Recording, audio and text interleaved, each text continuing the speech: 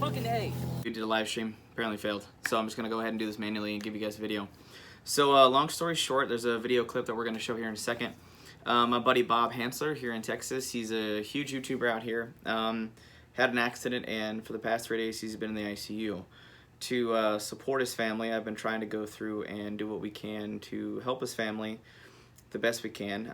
They have a GoFundMe that is going to be down in the video description of this video, so you guys can go check that out if you want to support him and his medical bills and his family, because he got 6 vials of anti-venom, and for reference, just one vial is $14,000. We're in the car with Outdoor Mama, and we're getting ready to go to the store. I'm getting a get well card for my buddy Bob. As you guys saw in the very beginning, he was actually bitten.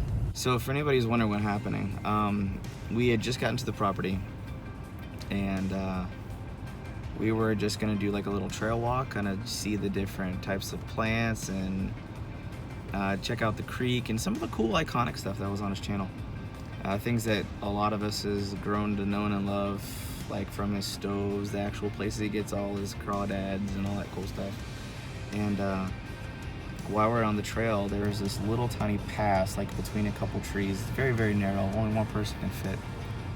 And his wife noticed a rattlesnake before anybody else did, and once it sensed us, it got extremely aggressive, and which is very abnormal behavior. They denoted that right away, and there was a few attempts made to avoid the snake at all costs, just to leave him be and let go, but it started pursuing us and kind of picking a fight, as it were, realistically, which was very abnormal.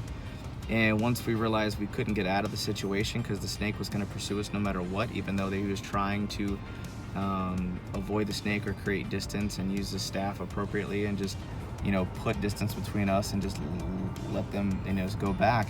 Once we realized the snake wasn't going to coil and it kept pursuing and pursuing and pursuing with no real antagonization at all, he realized that the only thing we could do is basically try to confront the snake and relocate it to a more safe location.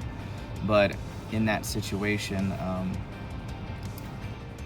we got out of the truck from the trail. We were maybe only 20 yards away from it, and we realized because it was meant to be a very casual woods walk, we were just checking out things like hackberries and persimmons and cactuses and the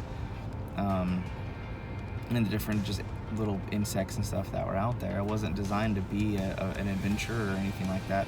Once we came across the snake, they realized they didn't have the snake stick, the actual snake handling stick, so they could actually safely get a hold of it from a distance and put it into a bucket or some kind, or a cage, and relocate it safely.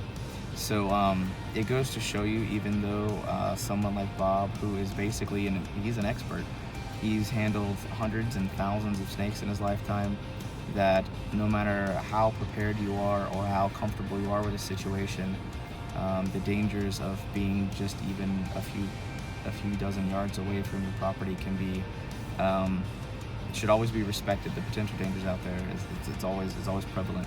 So this is the card I got him. Obviously I can't show you guys inside the hospital or anything, but it says, "You're tough.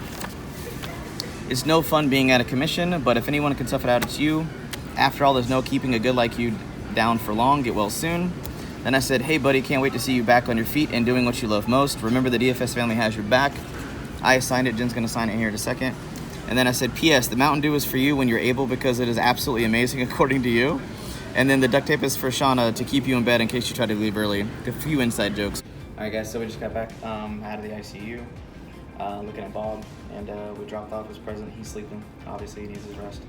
We're probably gonna take his wife and his daughters out to lunch so they can get some food, because they've been with him in the hospital all night. The update status so far is he's downed his second vial of anti-venom. That's finishing up going through his system right now, and I don't know any much other than that. I'm just trying to let him sleep. I'm not trying to be too invasive, but it looks like it seems like it might be a little more serious than we thought at first. He seemed okay for a few hours, but after, you know, more investigations and letting time progress, just, yeah. So, I mean, 1/100th of a second ends up being a very dangerous and very expensive and very life-threatening circumstance. So